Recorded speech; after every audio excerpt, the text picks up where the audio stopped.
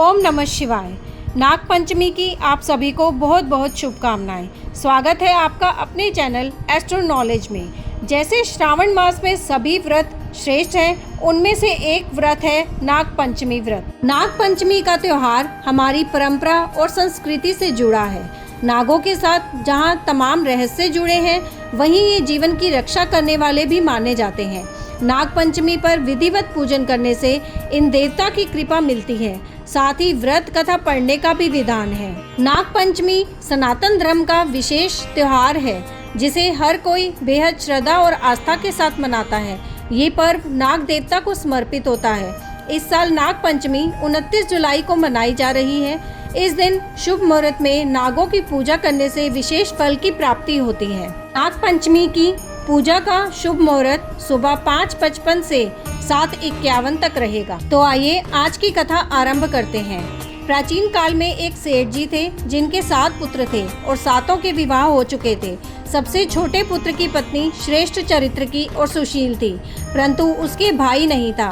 एक दिन उस घर की बड़ी बहू ने घर लीपने के लिए पीली मिट्टी लाने के लिए सभी बहुओं को साथ चलने को कहा, तो सभी एक साथ डलिया और खुरपी लेकर मिट्टी खोदने के लिए निकल पड़ी। जब बहुएं मिट्टी खोद रही थी, तभी वहां एक सर्प निकला, जिसे बड़ी बहू खुरपी से मारने लगी। यह देखकर छोटी बहू ने उसे रोका और कहा, इसे मत मारो, यह बेचारा निरपराध है।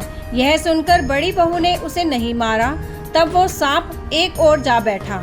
तब छोटी बहू ने उससे कहा, मैं अभी लौट कर आती हूँ, तुम यहाँ से जाना मत। इतना कहकर वह सबके साथ मिट्टी लेकर घर चली गई और काम काज में फंसकर सर्प से जो वादा किया था वो उसे भूल गई। उसी दूसरे दिन वह बात याद आई तो वो सबको साथ लेकर वहां पहुंची।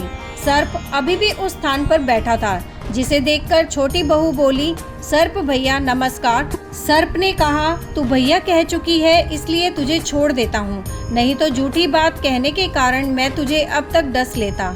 वह बोली, भैया मुझसे भूल हो गई, उसकी क्षमा मांगती हूँ। तब सर्प बोला, अच्छा तू आज से मेरी बहन है और मैं तेरा भाई, तुझे मुझसे जो मांगना हो मांग ले। वह बोली, मेरा कोई भैया नहीं है, अच्छा हुआ तुम मेरे भैया बन गए। कुछ दिन व्यतीत होने पर वह सांप मनुष्य का रूप रखकर उसके घर आया और बोला कि मेरी बहन को भेज दो। सबने कहा, इसका तो कोई भाई नहीं है, फिर तुम कौन हो? तो वह बोला, मैं दूर के रिश्ते में इसका भाई हूँ, बचपन में ही बाहर चला गया था। उसके विश्वास दिलाने पर परिवार के लोगों ने छोटी को उसके साथ भेज दिया। उसने मार्ग में बताया कि मैं वही सर्प हूँ, इसलिए तू डरना मत और जहाँ चलने में कठिनाई हो वहाँ मेरी पूंछ पकड़ लेना। छोटी बहू ने वैसा ही किया और इस प्रकार वह उसके घर पहुँच गई।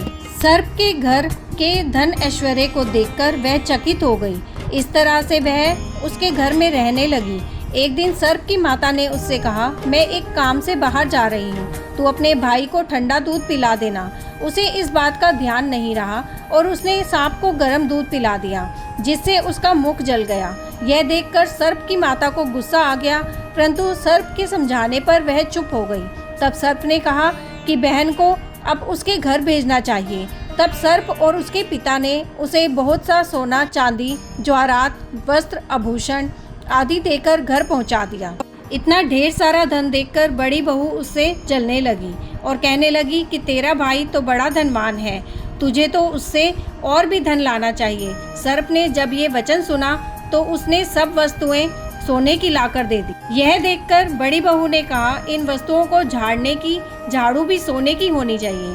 तब सर्प ने झाड़ू भी सोने की लाकर दे दी। सर्प ने छोटी बहू को हीरा मणियों का एक अद्भुत हार दिया, जिसकी प्रशंसा उस राज्य की रानी ने भी सुनी और वो राजा से बोली कि सेठ की छोटी बहू का हार मुझे चाहिए। राजा ने मंत्री को हुक्म दिया कि उससे वह हार तुरंत ही ले आओ। मंत्री ने सेठ जी से जाकर कहा कि महारानी जी छोटी बहू का हार पहनेंगी, वह हमें दे दो।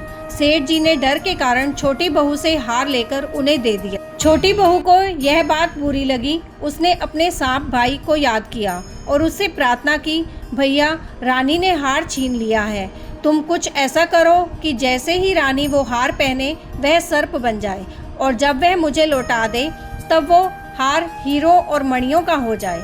सर्प ने ठीक वैसा ही किया। जैसे ही रानी ने हार पहना वैसे ही वह सर्प में बदल गया। यह देखकर रानी चीख पड़ी और डर गई। यह देखकर राजा ने सेठ के पास खबर भेजी कि छोटी बहू को तुरंत भेजो। सेठ जी स्वयं छोटी बहू को लेकर राजा के दरबार में उपस्थित हुए। राजा ने छोटी बहू से पूछा, तूने क्या जादू किया है? मैं तुझे दंड दूंगा। छोटी बहू बोली, राजन धृष्टता क्षमा कीजिए, ये हार ही ऐसा है कि मेरे गले में हीरों और मणियों का रहता है और अगर इसे कोई पहनता है तो ये उसके गले में सर्प बन जाता है। यह सुनकर राजा ने वह सर्प बना हार उसे देकर कहा, अभी पहन कर दिखाओ। छोटी बहू ने जैसे ही उसे पहना वैसे ही वह हीरो मणियों का हो गया। यह देखकर राजा ने प्रसन्न होकर उसे बहुत सी मुद्राएं भी पुरस्कार में दी।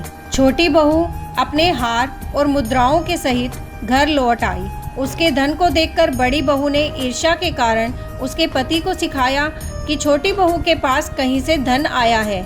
यह सुनकर उसके पति ने अपनी पत्नी को बुलाया और कहा, ठीक ठीक बता, ये धन कहाँ से आया है। तब वह स्त्री फिर से अपने सर्प भाई को याद करने लगी। तब उसी समय सर्प ने प्रकट होकर कहा, यदि मेरी धर्म बहन के आचरण पर किसी ने संदेह प्रकट किया तो मैं उसे खा लूँगा। यह सुनकर छोटी बहू का पति बहुत प्रसन्न हुआ और उसने सर्प देवता का सत्कार किया। कहते हैं उसी दिन से नाग पंचमी का त्योहार मनाया जाता है और स्त्रियां सांप को भाई मानकर उसकी पूजा करने लगी। नाग पंचमी की पौराणिक कथाओं के अनुसार नाग पंचमी की एक कहानी भी है, तो चलिए वो कहानी आरंभ करते हैं। पांडवों के अर्जुन के पौत्र और राजा परीक्षित के पुत्र जन्मेजय ने नागों से बदला लेने और उनके वंश के विनाश के लिए एक यज्ञ किया। वहां वह अपने पिता परीक्षित की मृत्यु तक्षक नामक सांप के काटने की वजह से होने का बदला लेना चाहता था। उनसे इस यज्ञ को ऋषि जरत्कारों के पुत्र आस्तिक मुनि ने रोका था और नागों की रक्षा की थी। यह तिथि सावन की पंचमी मानी जाती है। सांपों को शीतलता देने के लिए उन्होंने उनके शरीर पर दूध की धार डाली थी। तब नागों ने आस्तिक मुनि से कहा कि पंचमी को जो भी उनकी पूजा करेगा उसे कभी भी नागदंश का भय नहीं रहेगा। तभी से श्रावण मास की शुक्ल पक्ष की पंचमी तिथि को नाग पंचमी मनाई जाती है। नाग पंचमी पर भगवान शिव के प्रिय नाग देवता की पूजा होती है। नाग देवता की पूजा के साथ भगवान शिव का पूजन भी होना चाहिए। साथ ही इस दिन रुद्र अभिषेक कराना शुभ फल देता है। यहीं ये कथा समाप्त होती है। आगे की और कथा सुनने के लिए आपके अपने चैनल एस्ट्रो नॉलेज को सब्सक्राइब कर लीजिए ताकि आने वाले वीडियोस के नोटिफिकेशन आपको मिल सके। ओम नमः शिवाय।